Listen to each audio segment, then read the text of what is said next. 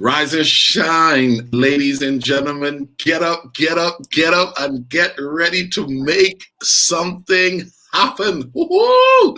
It is day 2, y'all. It is day 2. Hoorah! And yeah, we ain't playing today. No way, Jose. No. I'm Coach Ricardo Miller, and I am very excited about this morning's session. When I went to bed last night, I must tell you, I was beat, okay? It was a full day. My first session yesterday. Oh, my goodness. I did a session yesterday morning at 6:30 Texas time. I had my prayer time in the morning, an hour before that, a little reflection over the weekend, and went to bed last night at 11. I don't think that's a 12-hour shift. That is so much more than a 12-hour shift.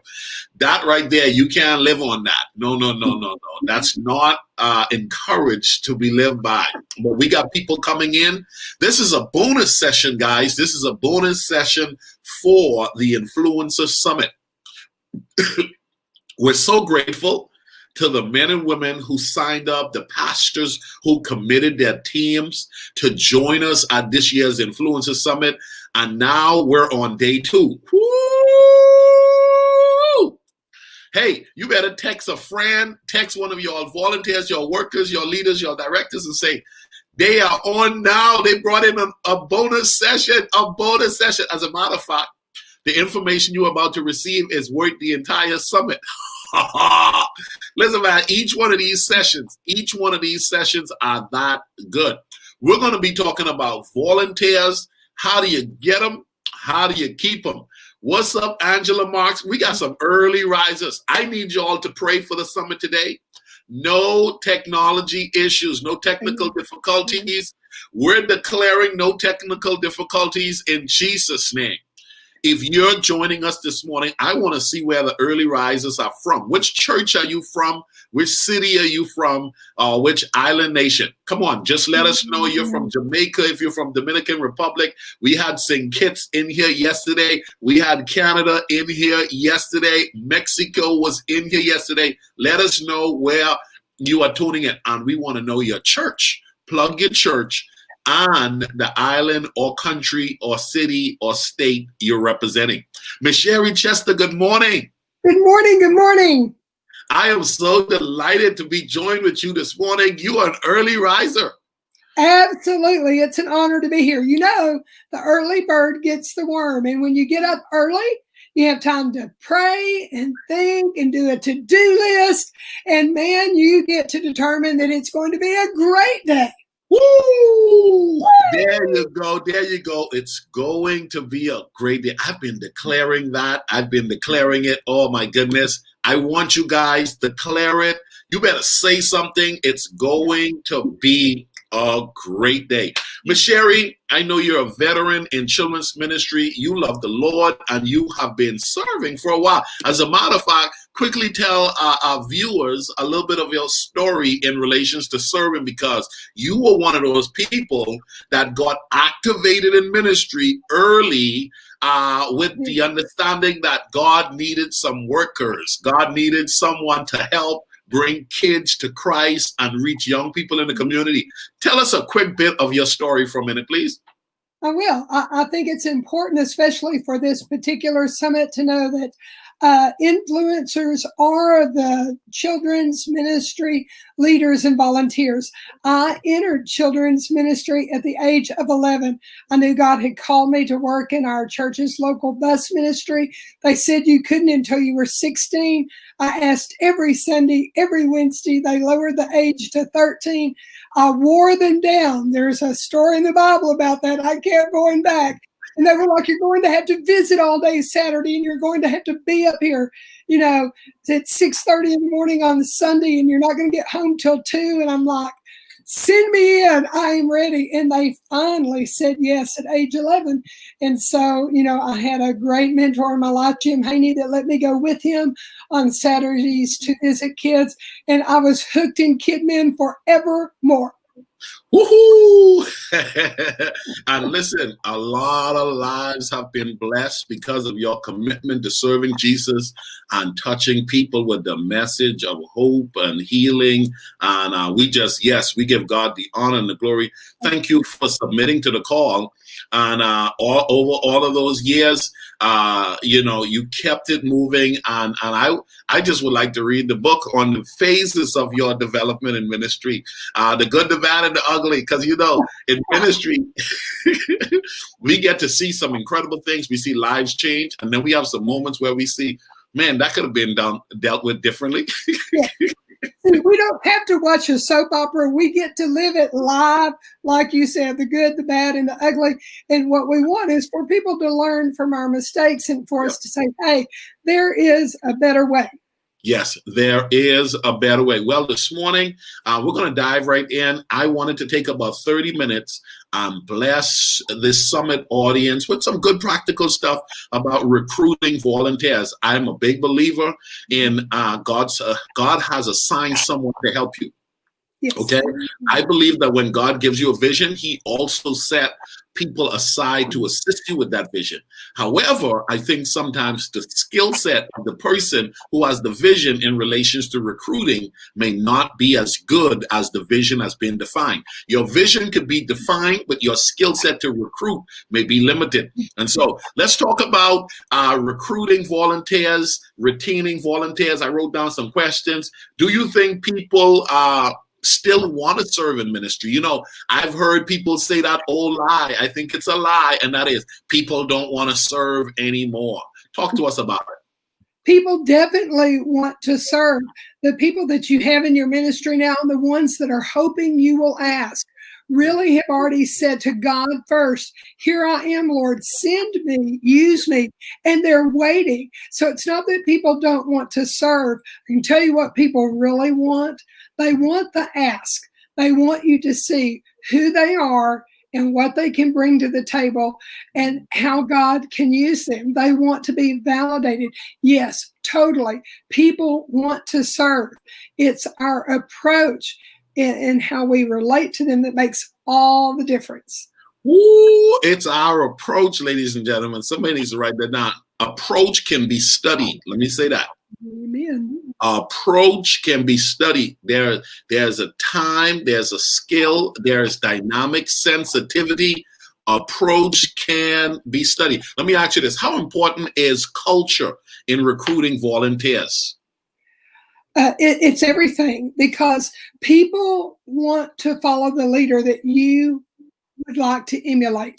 Culture is having a happy face. Culture is being a warm, inviting area where people want to be a part. If you're happy, if you're energetic, if you know what you're about, people are attracted to that. It's like when we were kids. Everybody wants to be on a winning team. You're hoping that cool kid invites you over. The question is, have we set KidMin up, not just for kids, but for adults alike, to be an area where everyone's like, oh, pick me. See, somewhere we believe the lie of the enemy that says, ooh, recruiting is hard. People don't want to serve with you. Such a bunch of malarkey. That's just not true, Coach. People want to be on a winning team. And so how we present ourselves, how we present Jesus Christ, how we present KidMin totally matters. Culture is everything. Wow, culture is everything. I so like that. I so like the point you gave.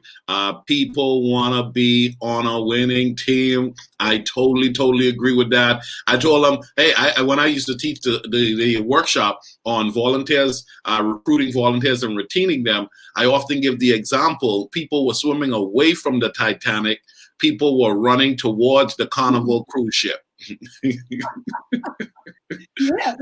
See, nobody is going to run towards a problem. And if you're selling your department as a problem, we need is a bad word, because the countries that have the most need are the countries people are running from. The countries that are doing the well has the largest number of immigrants trying to get in. You got to build your environment as a place where people want to come, get that needy spirit away from you. It's an opportunity to grow, to be part of a family, to be something bigger than who we are. You know, I think that sometimes we recruit based from a place of need. It should never be from a place of need or panic. You know, we can be selective even if we had a need. But recruitment is an ongoing process where we're looking for the gifts that God has placed in everybody and how they can be a good fit in kids ministry. That is so good. That is so good. The question I have here is, why do you think people are afraid to ask? Why do you think people are afraid to ask, to make that big act? Okay, I think people are afraid to ask because there again, see, you're a target. Ricardo, you have like a bullseye target on your chest to the enemy, but God sees you as like this superhero overcomer. So the enemy's like, you don't want to ask because you're going to be rejected. It's not about someone telling us no, it's about finding the right fit. To a point, we're making inroads to where we're not selling Jesus Christ, but we sure are representing him. And if someone tells us no, the no is a bigger no to our Heavenly Father. So, you know, I think we can just let that be water off a duck's back. It's not personal. If someone tells you no, a couple of things have happened. Either they do not see themselves clearly in the vision for children's ministry yet. It's not the right fit. Or to be honest, we just not cultivated relationship with them. You know, we don't ask people on a Sunday morning in the foyer. We get to know them. We get to know their strengths. And all of that takes time. So it's not the no that's such a big deal as it is what have we done leading up to the ask. Wow, I like that. Building up that relationship to requests for service is critical. There are so many people who just want to outright ask, hey, excuse me, sir, I notice you're not doing anything. Can you serve in our children's ministry? Who are you? It's not going to work. It's not a healthy way to approach recruiting volunteers. That is so good.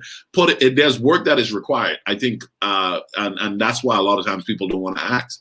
They want the easy way out. And then a lot of times people ask the same people that appear to look approachable because it's just easy to ask everybody that everybody asks everyone that everyone is already asking. It's almost like, come on, man. The church is huge, or you got a lot of people who aren't connected, or people who are even affiliated with a church that's not being fully plugged in. But oftentimes we go into the same people. But hey, watch this, Sherry. That's the people who feel as though, well, I asked some ladies and they all said no. Well, you went to the same crew. Well, you got to realize you got to just reach out a little bit further, increase your skill set. Like you said, develop relationship. You'll be amazed what a person will do for you if a relationship factor was built in to your requests.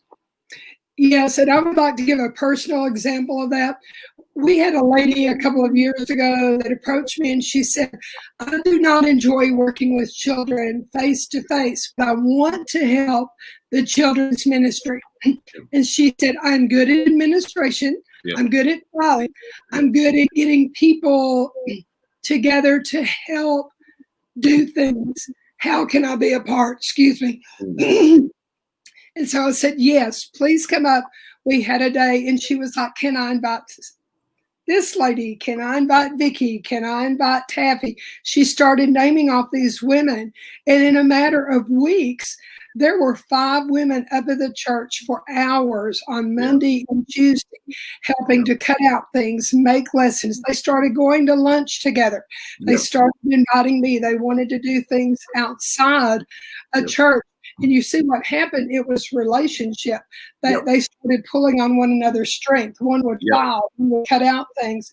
It matters about finding the strength of other people and how that works with the children's ministry. We have to be as creative with our volunteer leaders as we are our children. Let me ask you this. This is not an original question, but you plugged into it just now, and that is, sometimes when we say we're recruiting for children's ministry or recruiting for youth ministry, that approach, like you said, the lady mentioned, I'm not good with children. That's not my thing. But the reality of it is how we're selling children's ministry. We may need to be selling check-in. We may be needing to sell in how to prepare snacks for the kids. We may be needing organize the supply room, plan the children's ministry event for Christmas. You know what I'm saying? Talk to us about identifying the vast need of your ministry and be a little bit more skilled in presenting the various need rather than the big umbrella. There are people who are not active in church but would serve a church if the church is requesting legal needs, financial management need in bookkeeping. There are people who will come and cut the grass and say, I don't go to that church, but I come and cut their grass because I like what they're doing for children. There are people who paint. They'll come and paint a room, but they don't serve in your department. You just got to know someone is assigned to help me, but I can't tell them, come join my church in order to paint the kids' room. Come join my church in order to, you know what I'm saying, drive the bus. If the person is a school bus driver, they may could drive the bus and they may never come to your church and yet still be a part of your team. Talk to us about those specific needs that will increase our ability for recruiting and retaining people who are helping. Yes. Okay. So, Coach, I learned that from you years ago. We wrote down the top. It started out with 12 areas. It went to 15, then 20, then 24 areas where we needed people to either serve snacks on Wednesday night for one-time events, people to help with camp. To be honest, some of our largest financial supporters that donated outside of the regular budget were people in the community that said, hey, we see that you doubled and tripled your children's ministry. We're going to write you this check for several $1,000s. And they did not attend the church. See, people are watching. Remember, people want to be part of a winning team. But we identified who we needed to file, people for snack, who needed to make copies of things. We made sure that we had people that would come and do room setup. And guess what? You know, our volunteer leaders, they want to come into a room that is prepped and ready. So people that like to organize storage rooms, people that want to set the lessons out, make sure that it's all ready. See, you will get volunteers when you're organized. So many times we blame it on the fact that people don't want to help. But, you know, it starts by looking in the mirror and saying, what are you doing well and what can we do better? Organization is everything. Having the supplies ready and available is paramount so that volunteers feel like they can do their job well. First of all, they want to be recognized for their gifts. Then they want to be appreciated, but they need things readily available. They will leave as quickly if we're unorganized as if they were overwhelmed. Wow, man, Sherry, this is so loaded. This is so loaded. I love that. Listen, guys, if you're watching, plug in which church are you serving or you're representing on which island or country. Let us know. We want to know. We're going to be doing something at the end of the day, rewarding those churches that just kept showing up and being a part of these various sessions. Sherry, let me ask you this. What are some of the reasons people walk away from serving in children's ministry? I think we'd already started touching on that. They leave when they're overwhelmed. They leave when supplies are not ready. They leave when they feel like they need more time with their family. And they also leave when they feel like they're not being fulfilled. So we know how to make some of that happen. You see, it's easier to have someone to do one 15-minute job where they feel instant success than to ask them something that's a 15-hour project. We have to be very aware that everyone has the same amount of hours in a day. And like you said, you put in a really long day yesterday. And you're great, but people can't live that way. So to make sure that we give them areas to serve in children's ministry, that are bite-sized chunks to where they experience success and they want to be more involved. Yep. I totally agree. Let me ask you these two questions and we'll be done. What are some things a leader can do to keep his volunteers? What are some things a leader can do? And for those of you guys that are watching, you can support with these efforts. When I say the leader, there's so much of us that are in ministry that have a tendency of, I'm going to tell my leader they need to start doing this. Let me tell you something. You can lead from the middle. Okay. You can also lead from the back. Okay. You got to learn how to have confidence to believe that I can lead from the middle. I can lead from the back. Most people think leading is demanding. Leading is not demanding. Leading is inspiring. Okay, and you can inspire from the back, you can inspire from the middle, and you can inspire from the front. And normally we look for the leader up front to be the only person that is inspiring. Listen, ladies and gentlemen, you can inspire. So, Sherry, what are some of the things you think a leader can do, or people in general can do to keep their volunteers? Sure. Well, I think recognition is key. And sometimes we think recognition means something over the top. It's a pat on the back. It's maybe a board at church that highlights pictures of volunteers. Yep. It's recognizing volunteers on social media. It's going and putting a sign in their yard that says, we're celebrating you. You know, it shows up in all kinds of ways. So I think that recognition is key. Also, really, training is another fundamental key. It just can't be said enough. Give it to people in bite-sized chunks, not these 3-hour things, but our best training efforts ongoing seem to be these 2-minute little snippets where people can access it anytime they want. And it's one nugget at a time. You know, that line upon line, precept upon precept. So recognition matters, training matters, and this cannot be said enough. Over communicate. Share your vision often, share what the objective is, make sure people know where we are and what we're getting ready to do. When we've finished, we celebrate it and we repeat, but we communicate with our voice, with our actions on social media, through private text. It is so important for volunteers to feel like they're a part. And another way that we retain and keep them, besides the recognition and the training and over communicating, is that we make sure that we celebrate who they are. It's relational. We pray with them. We do life with them outside of church. Yep. You know, it's about being authentic with people. Wow. Ladies and gentlemen, this is Sherry Chester bringing it to us live early this morning. Listen, if you're a department that's planning on growing and going and doing new things, even now, I would like for you to do me a favor. Make a note, if your pastor is not on this deal, schedule Sherry to come and do a virtual training for your church team, for your church leadership team, building healthy culture. Great person to bring in for that. Helping to recruit volunteers, another great person. Structuring your ministry for growth. So many areas. Sherry Chester is a beast. You hear this content, it's flowing naturally. It is so good, Sherry. It is so good. Last question, and we're going to bring it in. The sweet spot. Everybody has it. Most people don't put in the work to find a person's sweet spot. Most of us have been lazy in recruiting because in times past, there are people who are conditioned. I'm one of those people. You may be one of them. A lot of other people may be who says, Pastor, put me wherever. There may be the director, put me wherever. I'm just here to serve. And we often think that's impressive. But the reality of it is I've come to discover that you get better service from a person when they find their sweet spot.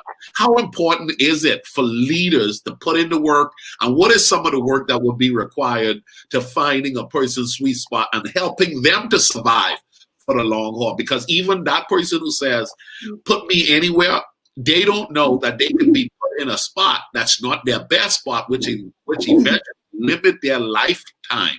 It shortens their lifetime of serving because nobody wants to serve forever where they don't like. And so talk to us about that dynamics. Okay, so I think part of finding the sweet spot is we're not recruiting forever. You know, our approach is, okay, why don't you come visit us for 4 to 6 weeks? Yep. People will commit for a short period of time. But in finding somebody's sweet spot, we observe them.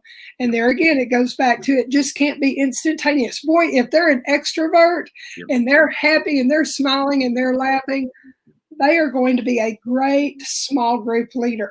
You don't just put them in front with a large group immediately, but they're going to be real relational with kids. If you see someone that is also like that, they may be a great greeter, high-fiving when people come in. Yeah. If you see someone that's a little bit more methodical or a little bit more quiet, they're going to be great helping with snacks or helping prep the lessons. If you see someone that loves to sing, boy, they're worshiping with all their heart at church and they're not on the platform. Gosh, there's great singers in the congregation that could lead with kids, but we have to observe people. We have to see what makes them tick, because I tell you, if you find out what someone's passionate about, that's where they will plug in and serve forever. But we have to ask some open-ended questions. And you know, it's as easy as this, Ricardo. I mean, if you're just talking to someone and having coffee, hey, what makes you tick? Yep. What do you really like? And they're going to tell you what they like, but even more importantly, they're going to tell you what they don't like. Yep. And that's just as important. So we need to have a listening ear. And when we do that, then we are finding out what people are great at. Yep. Because I had someone sitting in the church for about 6 months, and I had no idea till I had a conversation that they had led a children's ministry of several thousand. Yep. And they were like, I think I'm burnt out. And I'm like, well, could I just pick your brain about some things? And then all of a sudden they had set up systems that were crazy great. And they were like, this is energizing. Finding the sweet spot is finding what people, you know, gives people energy. Wow. I can't believe it, man. We delivered that stuff, man. That was so good. If I had another bonus spot session, I'd have to bring you back and we'd have to do a part 2 of this. Guys, did you enjoy that information? Sherry Chester is available to be followed. She'll be sharing a little bit later in one of our sessions. But I need you to do me something. Go and follow her on social media. And Sherry, tell people how they can follow you and connect with your platform or connect with you to come and do a virtual training, as you're a person highly skilled in doing this. Okay, sure. On Facebook, go find me at Sherry Chester or Sherry Lynn Chester. When you see it, I'll have on a mustard sweater. That helps them. Also, the website is sherry-chester.com. I'm also on LinkedIn and Twitter. Email address is sherrychester7, Sherry with a Y, sherrychester7 at gmail.com. And my encouragement to you today with volunteers is what you're saying. You are equipped to recruit volunteers. You are equipped to be relational. You are victorious, and so are the people that are working with you now and that will be. Chin up. You've got this. Woo-hoo. I was just about to tell you, give us a closing thought, and you were in the spirit. Praise the Lord. You just brought it home. Thank you very much. Ladies and gentlemen, volunteers, how to get them, how to keep them. You can get them, you can keep them, you can learn how to build a healthy volunteer culture. Please contact Sherry and find out more about the services she offers. She is loaded when it comes to assisting churches, leaders, and individuals who are just wanting to do right when it comes to their gifts and abilities being utilized at its best for God. Sherry, we're going to have a great day. Ladies and gentlemen, we'll be back at 9 o'clock Eastern Standard Time. That's the Bahamas time. At 8 o'clock Central Standard Time. 9 o'clock is our official time, guys. We're going to have a great general session. You don't want to miss it. It's all about how to pass the baton. Knowing that you build to ensure that when you leave, it has the abilities to sustain itself. Oh my goodness, it's going to be good. You don't want to miss any session today. Thank you guys for joining us this morning for this early morning bonus session. Thank you, Miss Sherry. You're awesome. Appreciate you, Coach. All right, bye-bye.